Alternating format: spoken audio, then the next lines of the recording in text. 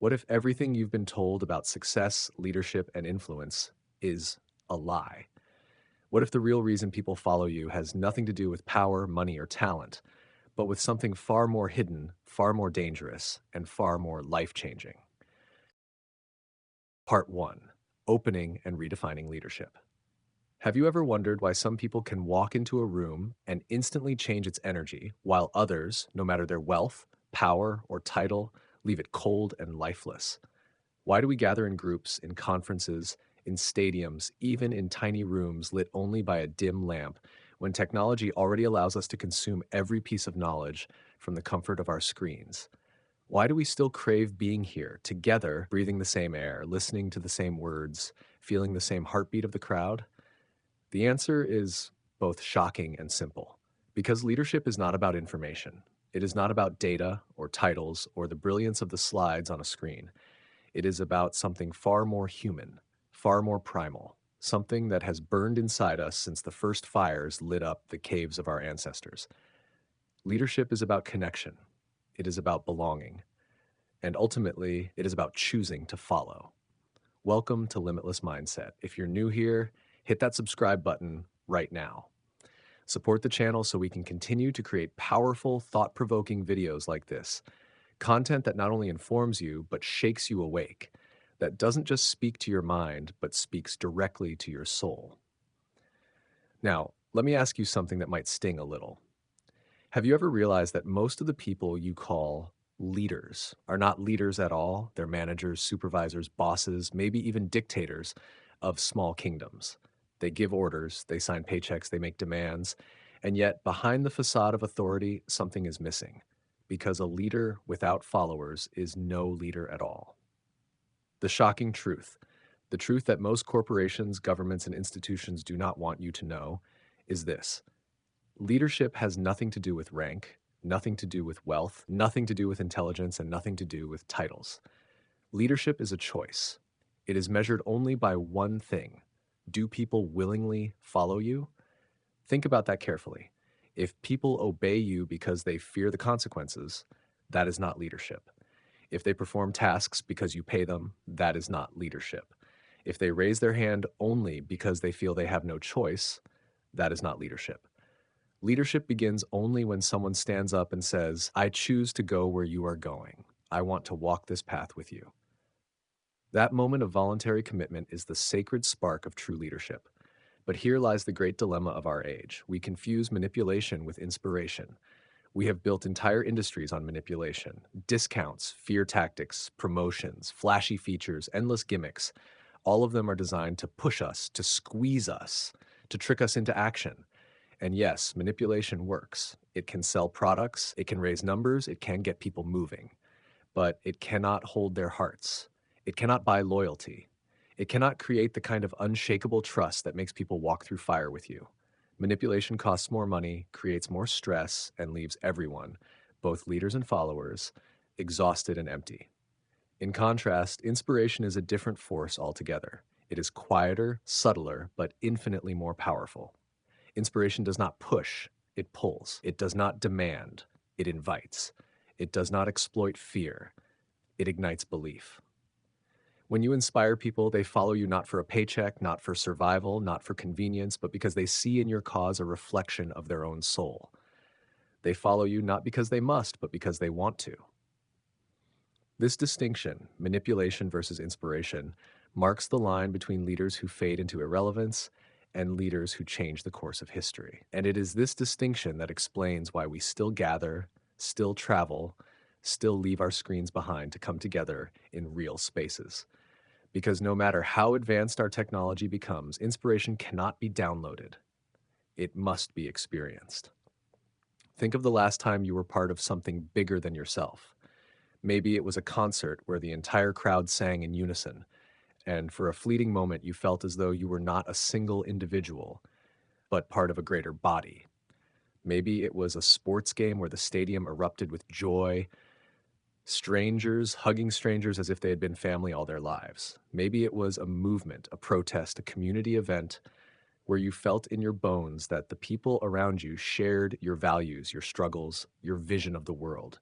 That feeling, that sense of belonging, of unity, of trust, is the essence of leadership. Now let's strip away the illusions. In schools, we are taught to chase grades. In corporations, we are taught to chase metrics. In politics, we are taught to chase votes. Everywhere you look, society conditions us to measure success by external signs of power. But none of these are leadership. Grades can be manipulated, metrics can be inflated, votes can be bought, but genuine followership, people who trust you, people who choose you, people who believe in you, that cannot be manufactured. That must be earned. And yet, here is the paradox. True leaders often have no official power at all. They may not sit in corner offices. They may not have the biggest budgets. They may not even hold formal authority. But people gather around them anyway. Why? Because they speak to something deeper. Because their presence communicates not just instructions, but inspiration. Look at history. Martin Luther King did not have a government position, but he moved a nation. Gandhi had no weapons, no army, but he freed millions. Steve Jobs was not the best engineer, but he gave people a cause to believe in, a cause to think different. These individuals understood something that textbooks and corporate training seminars failed to grasp. Leadership is not about controlling people. Leadership is about inspiring people to control themselves. The tragedy of our time is that too many organizations have forgotten this truth. They obsess over strategies, processes, quarterly reports. They chase the mechanics of management and neglect the magic of leadership. And the result is a society drowning in manipulation, but starving for inspiration. So here's where our journey begins today. In this series, in this exploration, we will strip leadership down to its essence. We will rediscover why some voices echo through centuries, while others fade before the ink on their contracts dries. We will see why some leaders create movements, while others merely create memos. And we will uncover how the difference between manipulation and inspiration can change not only companies and countries, but the very course of your own life. Before we go further, let me make this clear. This is not about them. It is about you. Because leadership is not the privilege of the chosen few. It is not something you wait to be given. It is something you cultivate within yourself starting today. You do not need a title to lead. You do not need permission. All you need is a belief strong enough to inspire others to walk beside you. And that is why we are here together. That is why you pressed play on this video. That is why, even though you could be scrolling endlessly, drowning in distractions, you chose to stay. Because deep down you feel that hunger, the hunger to not just be managed, not just be manipulated, but to be inspired. And even more, to become someone who can inspire others. So here is my promise.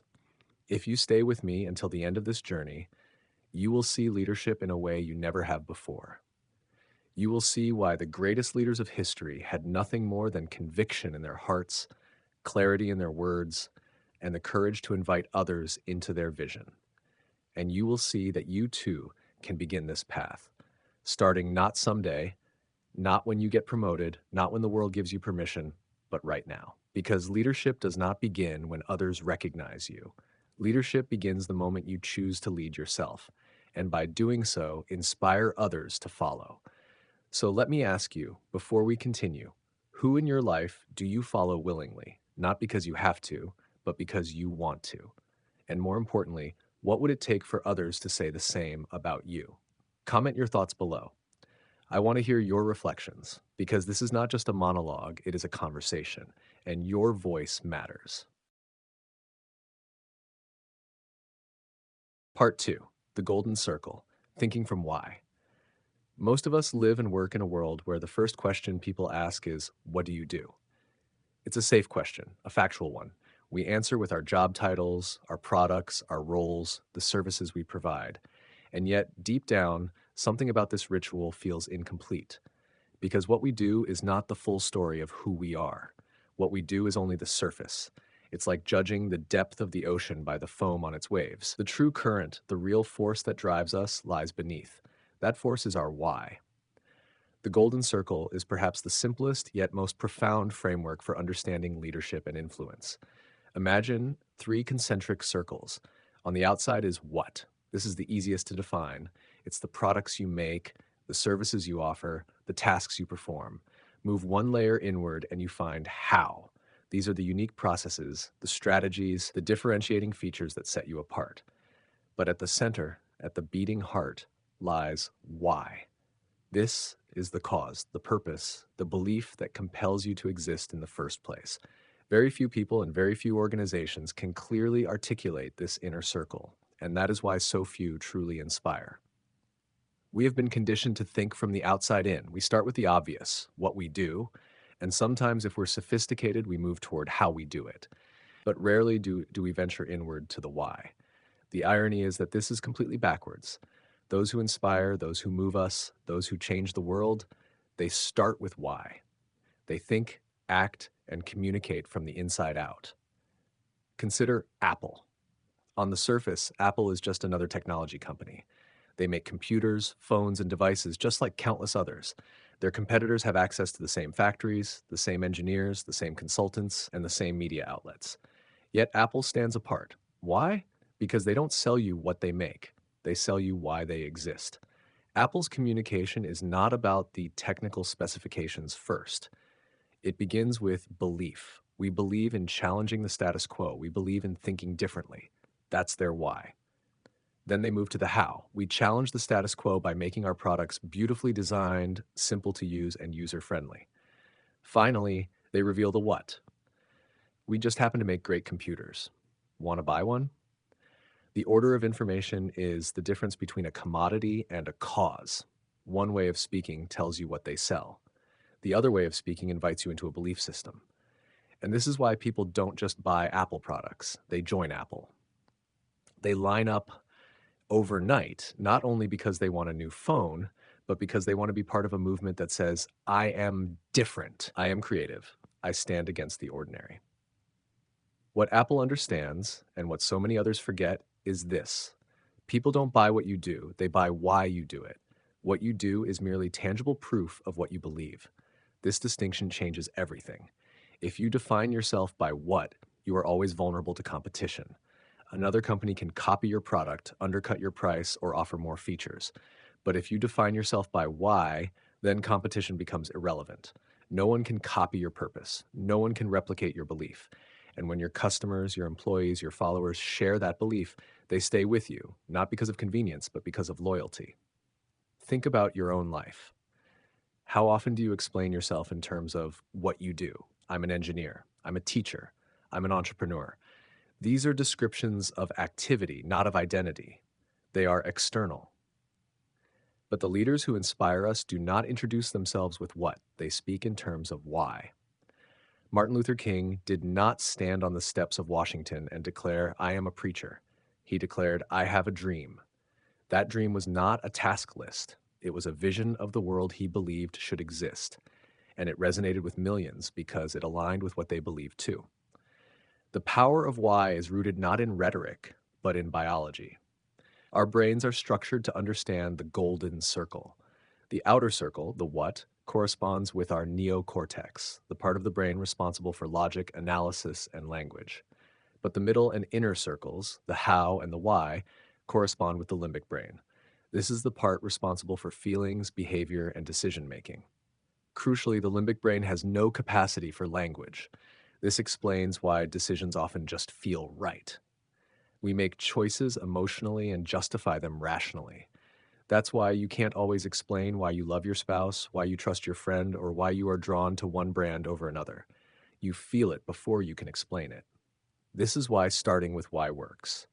When you articulate a belief clearly, you speak directly to the limbic brain. You bypass analysis and connect with something primal. People respond not with logic, but with loyalty. Then, once they feel the connection, the neocortex comes in to rationalize the decision. This is why someone will pay more for a MacBook, even though it has fewer features than a cheaper PC. Rationally, it makes little sense. Emotionally, it makes perfect sense.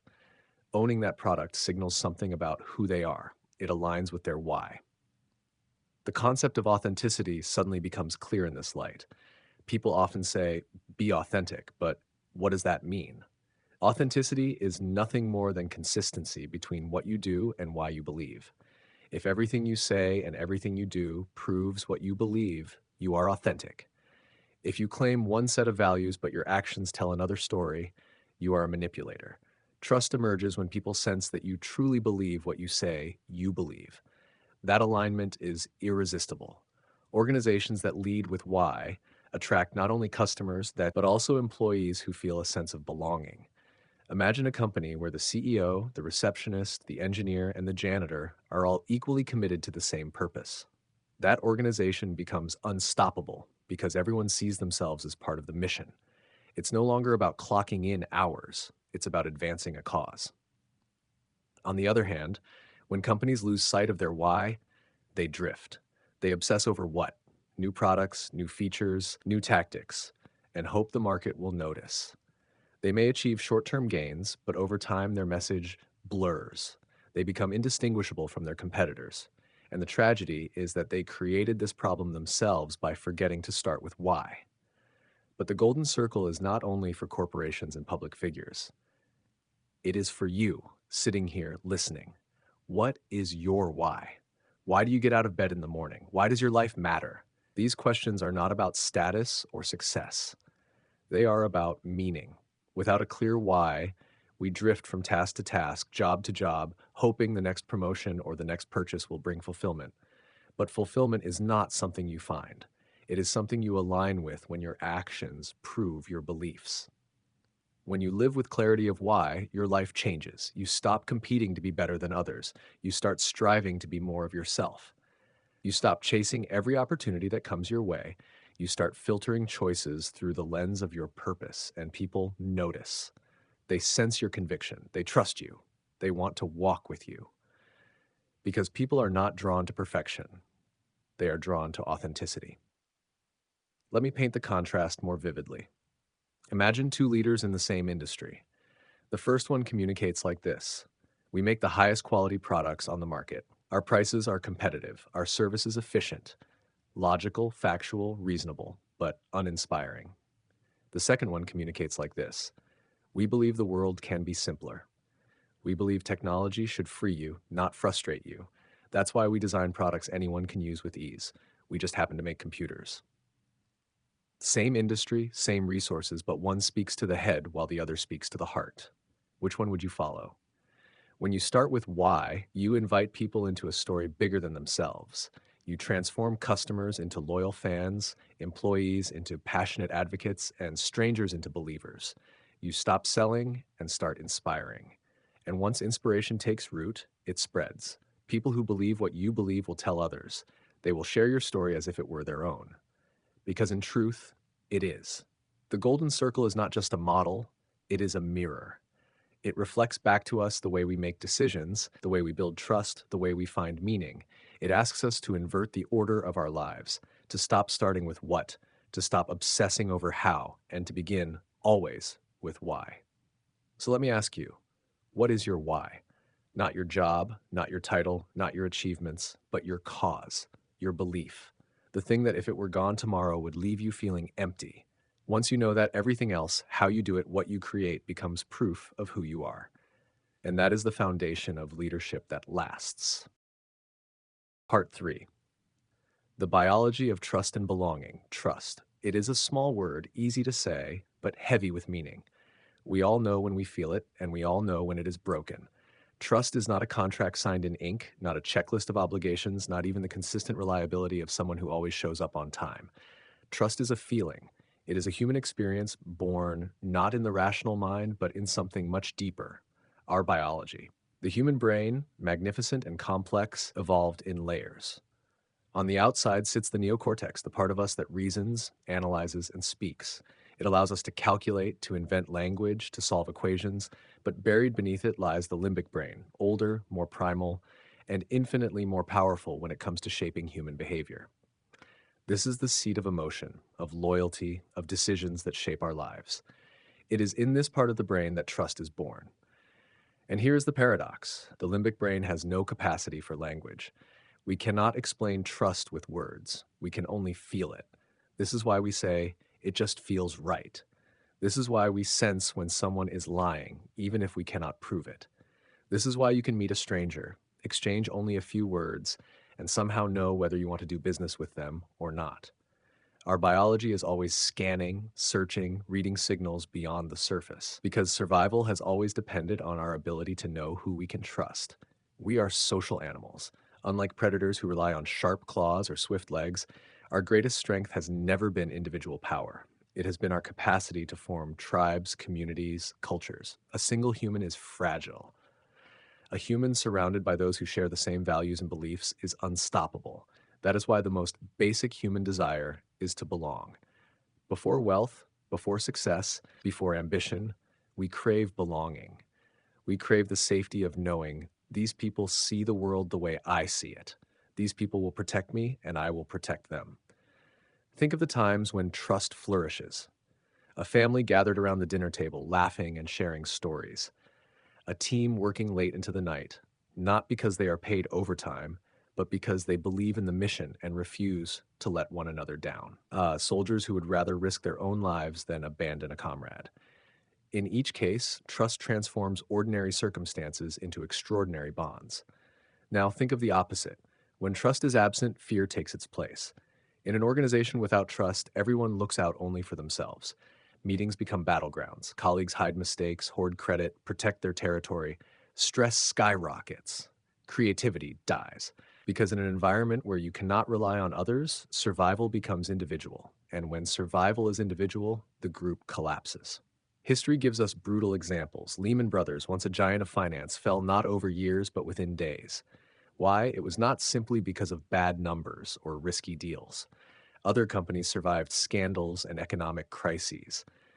Lehman collapsed because it had no unifying cause, no why, no deep trust that bound its people together. The moment stress appeared, individuals ran for the exits. They looked after themselves because there was no greater belief tying them to one another.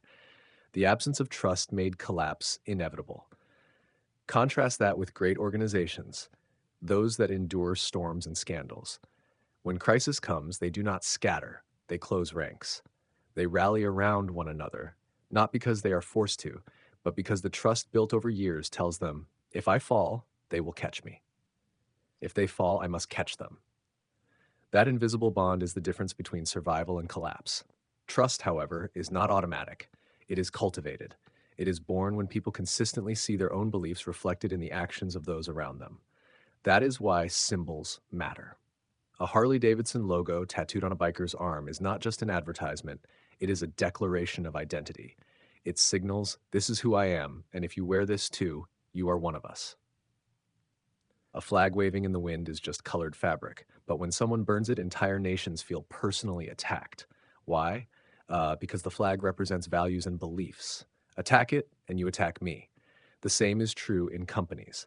An Apple product is not just a device, it is a symbol of belief in simplicity and design. That glowing logo is more than branding, it is a badge of belonging. People clean their MacBooks as if they were sacred objects, not because the product demands it, but because it represents them. It says something about who they are. Insult the product and they feel insulted. Because in truth, you are not mocking the machine, you are mocking the identity tied to it. Trust emerges when words and actions align with beliefs. We know instinctively when someone says one thing but does another. That dissonance feels false. It erodes connection. This is why authenticity matters. Authenticity is not about sharing every detail of your life or putting on vulnerability as a costume. Authenticity simply means that what you say and what you do are consistent with what you believe. When leaders live this way, people trust them. When organizations live this way, customers trust them. And when trust exists, loyalty follows. Consider something simple. Choosing a babysitter for your children. Imagine two options. One is a 16-year-old neighbor with almost no experience. The other is a 32-year-old professional with a decade of childcare expertise, but you don't know her. Most parents would choose the 16-year-old neighbor. Why? Because even without experience, she is part of your community. She shares your environment, your values, your sense of belonging. Trust outweighs credentials. We will entrust our most precious treasures, our children, to someone inside the circle of belief rather than an expert outside it. And yet in business, we often forget this. We obsess over resumes, metrics, and past achievements. We hire people for skills and ignore beliefs. Then we are surprised when teams fracture, when culture weakens, when turnover rises. We forget that the first question is not, what can you do? But do you believe what we believe? Because skills can be taught, beliefs cannot. If trust is to exist, we must first ensure alignment at the level of values. Trust also explains why strangers can become allies in an instant.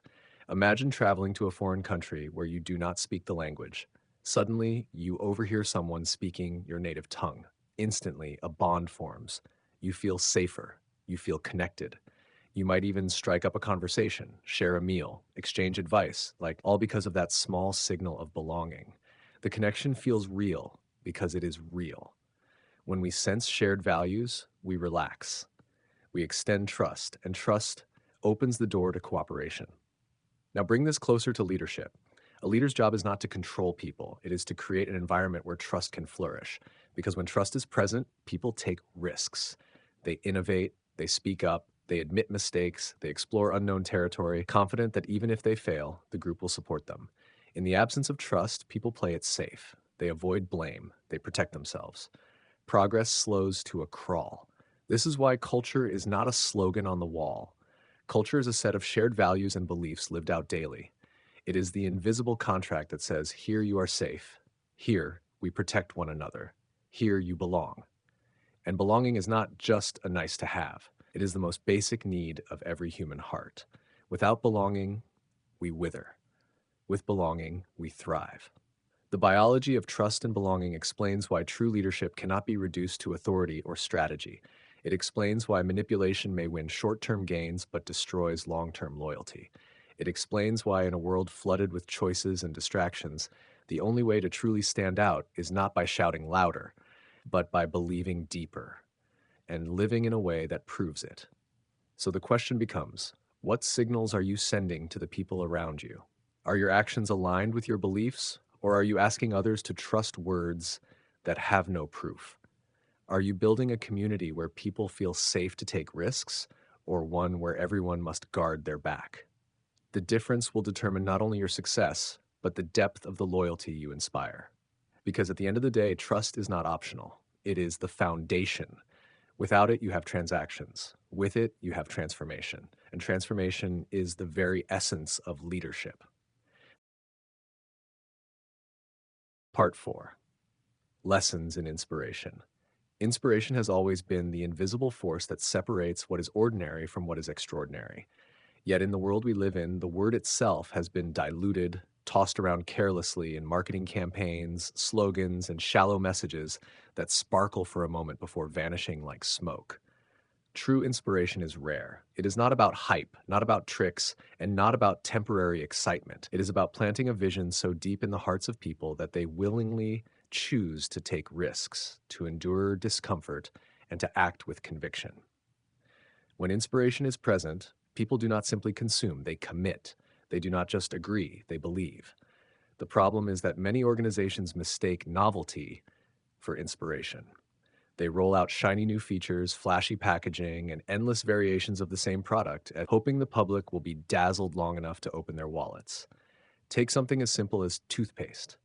In the 1970s, you could find just two types of Colgate toothpaste. Today, you are faced with 27: whitening, tartar control, sensitive, fresh breath, total protection, cavity guard, and countless others. And for a moment, people respond. Sales bump upward as the novelty catches attention. But soon, competitors copy, the shelf fills with endless choices, and the cycle repeats. In the end, no one is brushing their teeth more often, no one is healthier because of the avalanche of options.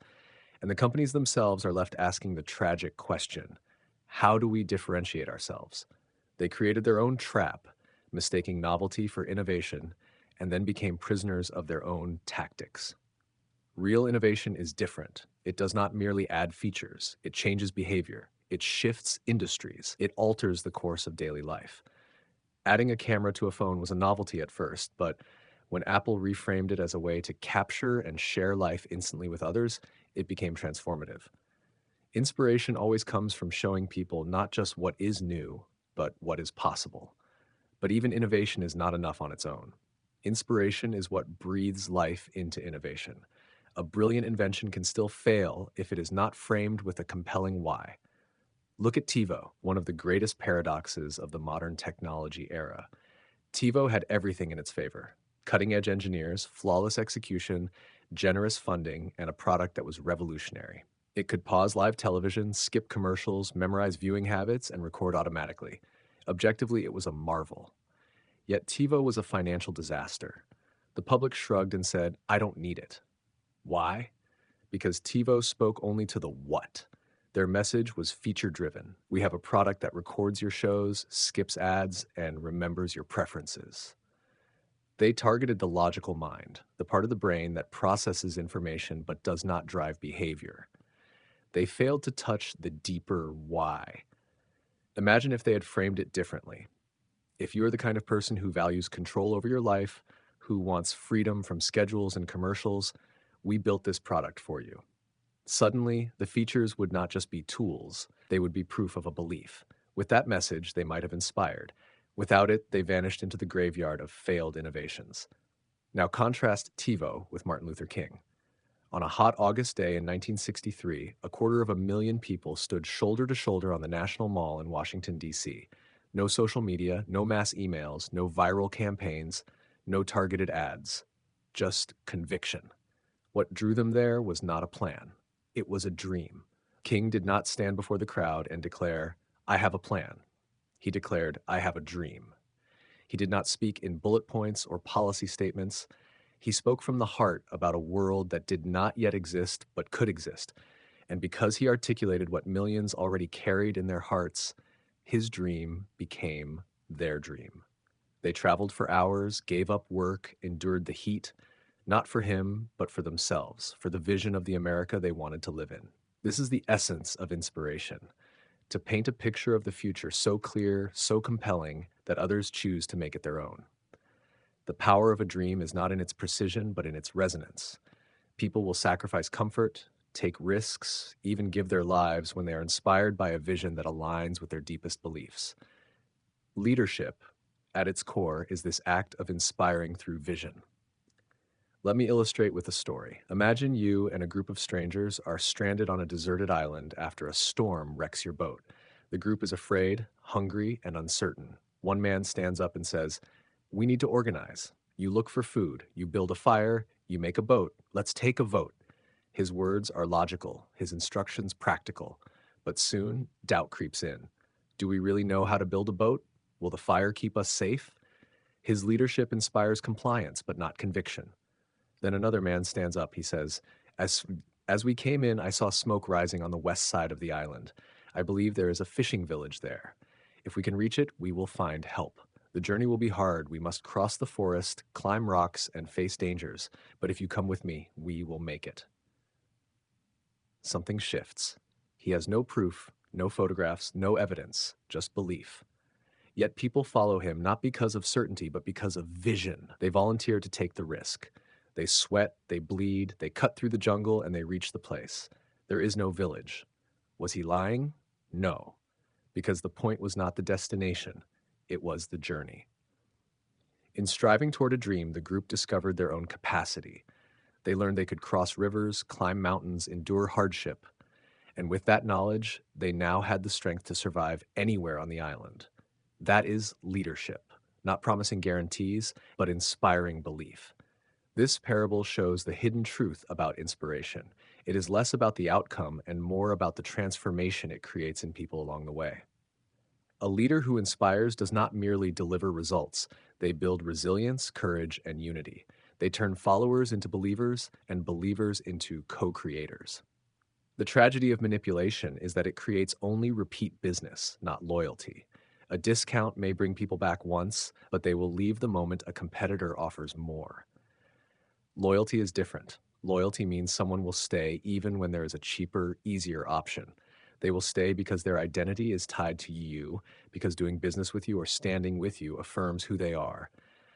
That level of commitment cannot be bought. It must be inspired. Look at movements, not markets, and the pattern becomes clear. Revolutions are not sparked by spreadsheets. They are sparked by vision. Religious leaders, political reformers, artists, inventors, Those who shifted the human story all began with inspiration. They saw a world that was not yet real, but they dared to speak it into existence, and in doing so, they gave others permission to believe as well. So, what does this mean for us here and now? It means that the challenge of leadership is not to have all the answers. It is to ask the right questions. It is to articulate a why so compelling that others feel it in their bones. It means that as individuals, our task is not to wait for inspiration to strike from the outside, but to cultivate it within ourselves and then share it outward. Inspiration is contagious, but only if someone dares to voice it first. Think about the people you admire most in your life, the ones who changed you, even in small ways. Were they the smartest, the richest, the most powerful? Or were they the ones who helped you see something in yourself you did not know was there? Inspiration is not about what they gave you, it is about what they awakened in you. This is why, at the deepest level, leadership is less about strategy and more about story. Numbers may persuade the mind, but stories touch the soul. They bypass resistance and awaken possibility. A true leader is a storyteller of the future, weaving words that carry not just information, but conviction. And when people hear those words, they feel, this is who I am. This is where I belong. This is what I will fight for. So ask yourself, are you chasing novelty or inspiring transformation? Are you adding features or are you painting visions? Are you managing compliance or are you igniting belief? The answers to these questions reveal not only the kind of leader you are, but the kind of future you will create. Because when inspiration is absent, we settle for shallow progress. But when inspiration is present, we discover that people are capable of far more than they imagined. They will take risks, endure sacrifices, and stand together, not for you, but for themselves, for the dream that you helped them see. That is the lesson of inspiration, and that is the gift of leadership. Part 5. Sustaining the why and lessons for organizations. The most powerful truths are often the simplest, and among them is this: your why does not change. For an individual, the why is formed early, shaped by childhood experiences, family, mentors, victories, and wounds. For an organization, the why is born at the founding, carried in the heart of its creators. The tragedy is not that people or companies lose their why, it is that they forget it. They bury it under layers of busyness, bureaucracy, and pressure to deliver results. They let the clarity fade, and when clarity fades, the consequences are profound. When a company first begins, the why is blazing. Founders take terrifying risks, fueled not by guarantees but by conviction. There is little money, little stability, little reason for outsiders to believe in them, except for the force of their purpose. People join not because of salaries or benefits, but because they resonate with the cause. In these early days, the connection between why and what is tight. Every decision, every sacrifice, every late night is anchored in the cause. The vision is clear and the culture is alive. But then success comes. Growth accelerates, profits rise, more people are hired, layers of management form. The company expands beyond what the founders can personally touch, and slowly, subtly, the focus shifts. Decisions begin to be made less from belief and more from efficiency. The what, products, processes, metrics, takes center stage, while the why begins to drift into the background. The very success created by conviction plants the seeds of a dangerous disease, the split. The split occurs when the connection between why and what breaks apart. Symptoms appear quietly at first. Longtime employees say, it's not like it used to be. Meetings become more about numbers than meaning. Strategies focus more on competing with rivals than creating from conviction. Passion wanes, stress rises. Leaders become obsessed with quarterly results, losing sight of the vision that once set them apart. And as the why grows fuzzy, so does trust. Customers notice, employees feel it, culture weakens. History is full of examples. Apple itself experienced this after Steve Jobs was forced out in 1985. The company lost its visionary anchor, and though it still produced products, the heart was gone. Profits fell, innovation stalled, and identity blurred. It was only when Jobs returned, carrying the torch of the original why, that Apple revived. The same story unfolded at Starbucks when Howard Schultz left, and at Dell when Michael Dell stepped away.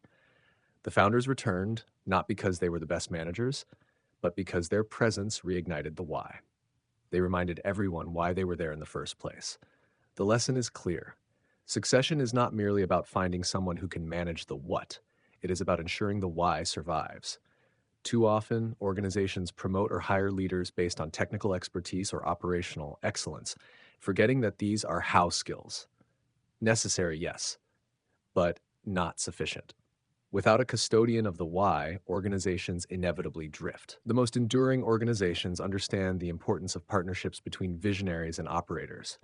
The visionary holds the why, the operator builds the how. Together, they bring it to life in the what. Steve Jobs and Steve Wozniak, Bill Gates and Paul Allen, Walt Disney and Roy Disney. In each case, one dreamed leaps into the future, while the other built the systems to make those dreams sustainable. Vision without execution is hallucination. Execution without vision is lifeless. Both are essential, but they must remain anchored in the why. What does this mean for us here and now? It means that whether you are leading a company, a team, or even just your own life, the most urgent responsibility you carry is to keep your why clear. Clarity is the first requirement. If you do not know why you do what you do, how will anyone else? Without clarity, every decision becomes reactive. With clarity, every decision becomes purposeful. But clarity is not enough. Discipline is required. Discipline of how means holding yourself and your people accountable to your own values and principles. It means refusing to cut corners even when shortcuts tempt you. It means insisting that the way you act, the way you treat people, the way you deliver everything must prove what you believe. Without discipline, the why becomes rhetoric, words on a wall with no weight behind them. And then comes consistency.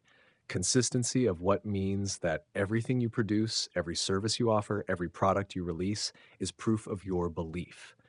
Consistency is the only way people outside your organization can truly trust you. They cannot see inside your heart, but they can see your actions.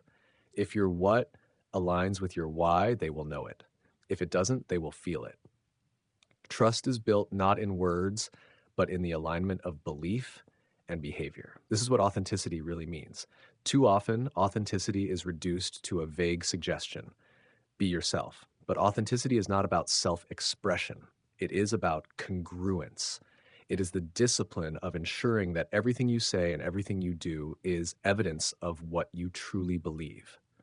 When leaders and organizations achieve this alignment, authenticity radiates naturally, and people are drawn to it because we are wired to trust it. The cost of forgetting this is enormous. Without a clear why, companies chase trends instead of shaping them. They become obsessed with competitors instead of customers. They rely on manipulation, discounts, promotions, fear to drive sales instead of loyalty. They burn out employees, erode culture, and undermine trust. And eventually they collapse under the weight of their own disconnection. But with a clear and living why, organizations become more than businesses. They become movements. They become cultures people want to join, communities people want to belong to, symbols people are proud to display. Customers become ambassadors, employees become evangelists, competitors may copy your products, but they cannot copy your purpose. This principle applies not only to companies, but to individuals. Each of us has a why, whether we articulate it or not. The question is whether we will live by it. When we forget our why, life becomes transactional. We chase jobs, relationships, possessions, hoping they will give us meaning, but they cannot. Only alignment with our purpose can. And when we live from our why, consistency and authenticity emerge. We become trustworthy, we inspire, we lead. Consider the legacy of leaders who kept their why clear until the end. Nelson Mandela spent decades in prison, but he never abandoned his belief in reconciliation and dignity. That why carried him and later carried a nation. Or consider the founders who built enduring companies not around products, but around causes. Richard Branson's Virgin Empire spans airlines, music, health, and more. Yet every venture carries the same why: challenging the status quo and empowering individuals. The what changes, the why remains. The challenge, of course, is sustaining the why over time. Success tempts us to drift. Pressure tempts us to compromise. Growth tempts us to forget. That is why leaders must be guardians of belief. The role of a CEO is not to control operations, but to keep reminding everyone of the fishing village, to point toward the vision, to keep the cause alive. Operators manage the present. Visionaries protect the future. Both are needed, but only the why sustains the journey. As individuals, the responsibility is the same. Ask yourself, what is the story you are telling with your life? Are your daily actions proof of your deepest beliefs? When people watch you, do they see consistency, discipline, authenticity, or do they see the drift? Sustaining the why is not a one time decision. It is a daily discipline. It is choosing again and again to align your what and how with your why, even when it is costly. Because the truth is this: people will not follow you for what you do, they will not stay with you for how you do it. They will follow you because of why you exist, and they will stay because your actions continue to prove it. Leadership is not about convincing, it is about consistency. Inspiration is not about one speech, it is about a lifetime of alignment. So, the ultimate test of leadership is not whether you can start with why, it is whether you can sustain it, whether you can protect it when success threatens to dilute it, when stress tempts you to abandon it, when growth makes it harder to keep clear. Great leaders understand this. They know that their most sacred duty is not the pursuit of profit, but the preservation of purpose. And so the challenge I leave with you is simple yet profound. What is your why, and how will you keep it alive? How will you ensure that no matter how much you achieve, no matter how far you go, the core of who you are remains untouched? Because in the end, the organizations and the individuals who endure, who inspire, who truly lead, are those who never forget, never compromise, and never stop proving what they believe. That is the legacy of leadership. That is the power of sustaining the why. Imagine this. One day you wake up and realize that despite all your hard work, your degrees, your promotions, and your achievements, something is missing. You're respected, maybe even admired, but deep inside, you sense a void. People listen to your words, but they don't truly follow you. You give instructions and they comply, but when the lights go off, their loyalty vanishes. And here's the uncomfortable truth no one dares to say out loud. Most of us spend our lives mistaking authority for leadership. We confuse fear for respect, compliance for commitment, and novelty for progress. That's why countless organizations collapse overnight, not because of competition or poor strategy, but because they lose the one thing that holds everything together: trust. But here's the shock: trust is not built by what you do or how well you do it. Trust is born only when you make people believe in why you exist. That's the hidden force behind every movement, every revolution, every story of change that echoes through history. And if you ignore it, no matter how much money you make, no matter how many titles you earn, you are standing on quicksand. Because without a clear why, you don't have followers, you only have transactions. And transactions always end.